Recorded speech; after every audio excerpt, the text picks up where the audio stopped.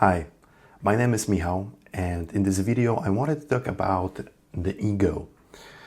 I have been interested in and very committed to spiritual development, consciousness development, inner work. For me, it's all the same, for over a decade. And if you are also into that, then you are probably very well aware that the ego is the big bad guy, right? That the ego is the thing that stands between you and happiness, fulfillment, joy in the present moment. And I wanted to talk about and share my experiences because this approach, and especially the way it's presented in spiritual teachings, presents a lot of challenges, especially in modern life. So before I get into that, I will describe what I mean by the ego. I will not give you a dictionary definition, but the way I see the ego is that the ego is a mind-made, thought-made entity that is focused on our survival, physical survival, but also psychological survival. And the way I see it, it's just inherited from animal kingdom, right? So if you think about animals, they of course have this conditioning, the programming that will help them to survive. So of course it's about finding a shelter, finding food, fighting if it's necessary, survival of the self, physical self, and the species. But animals don't have problems like human beings do. They don't have this wonderful ability to think in abstraction. So they don't really think about, a past and future and plan ahead, what will happen tomorrow, what happened a year ago, what should I do? They kind of go with the flow. It's a simple life, right? For us humans, it's much more complex because we have inherited this conditioning, which is kind of good, right? Because we need some kind of software to help that will help us survive and help with the species, continuation of the species. But because humans have this ability to think in abstraction, they also think a lot about the past, a lot about the future, what will happen, and they kind of animals, for example, they don't hoard, they don't prepare. Well, most animals, they don't think about, okay, what will happen tomorrow, what will happen in a month, in a year. I need to do this, I need to hoard food, I need to ensure that this place is safe, all these things. But we do because we can think a lot about past and future.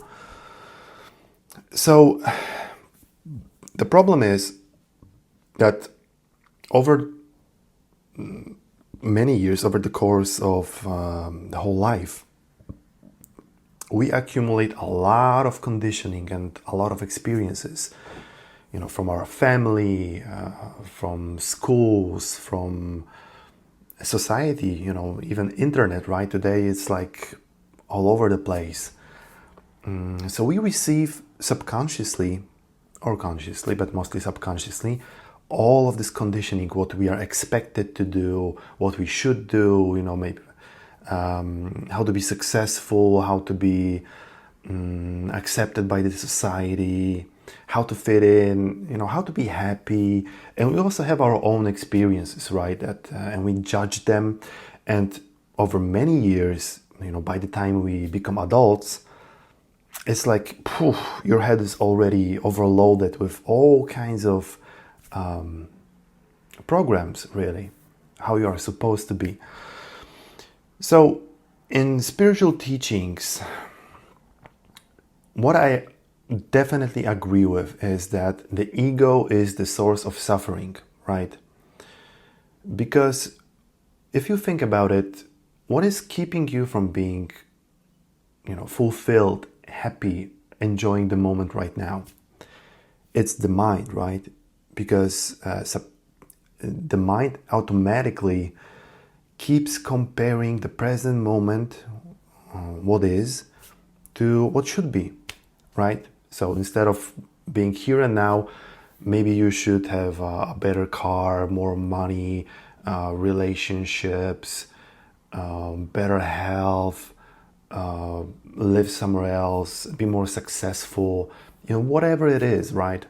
But this constant comparing by the mind with this fictional future, or going back to the past memories, comparing this with the present moment is what creates the conflict, right? The suffering, or any form of lack of satisfaction.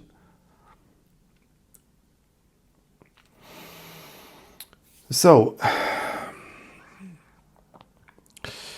the problem that I do have with the way spiritual teachings generally are is that they emphasize that ego is something to kill, something to conquer, something to transcend, go beyond. And from my experience, it doesn't really work.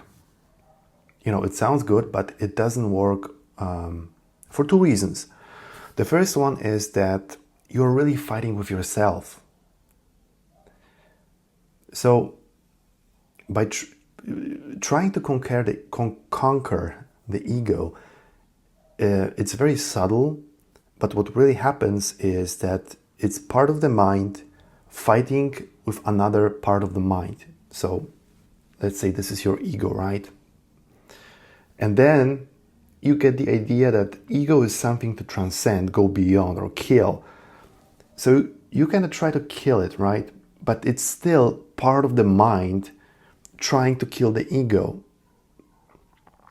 And what it does is that it creates inner conflict.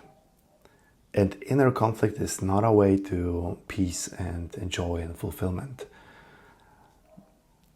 So you have basically at this point, if you're in this stage, you have traded this conflict between now and what should be in your mind to basically fighting within yourself. And it doesn't really work. And I don't believe in killing the ego. I believe that as long as you have a body, right, you're a human being, you will have ego. Because ego is part of biology, part of the brain. It's part of the personality even, if you will. So the way I see it is that the path forward is not about transcending or killing the ego, but changing a relationship to it. I have heard this saying that the ego or the mind is a terrible master, but a wonderful servant. And I agree with that. So it's not about killing your ego, but, dethroning it, really, taking it out of the throne of your being, right?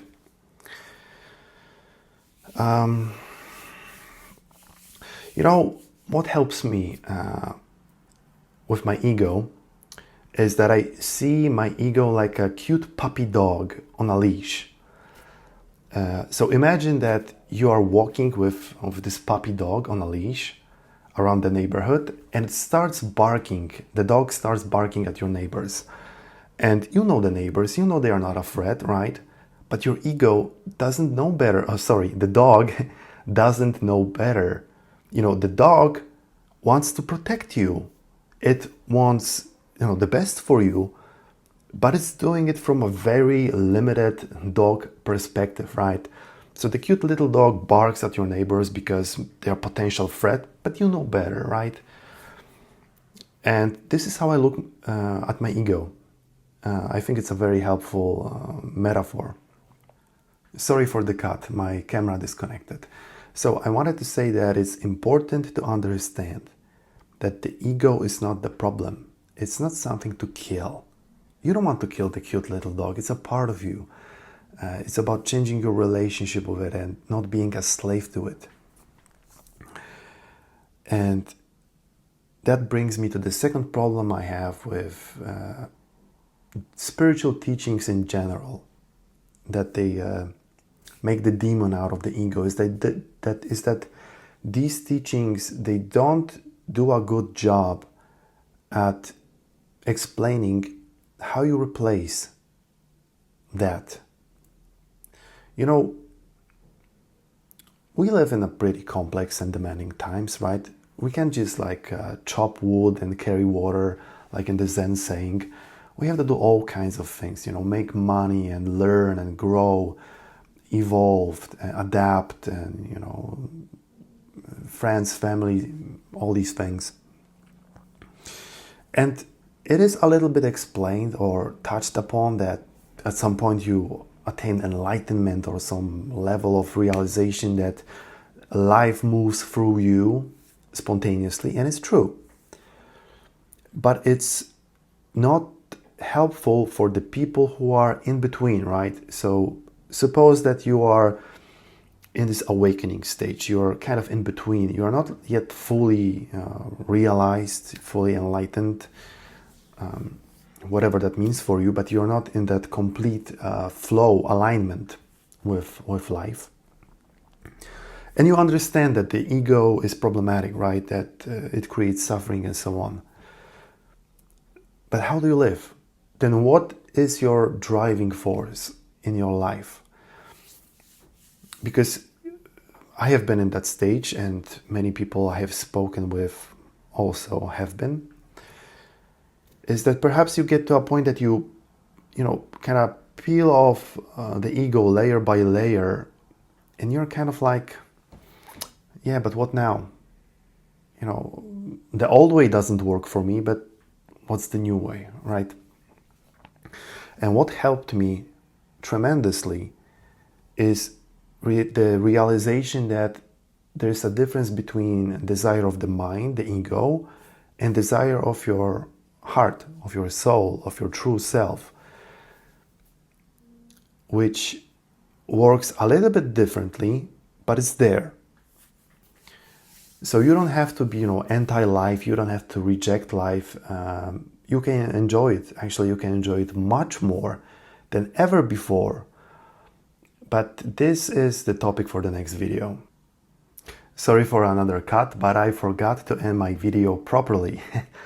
Yeah, this is my first video. I'm still new to this, but if you are still here, if you have enjoyed the video, then I encourage you to share your thoughts about the ego, challenges with the ego.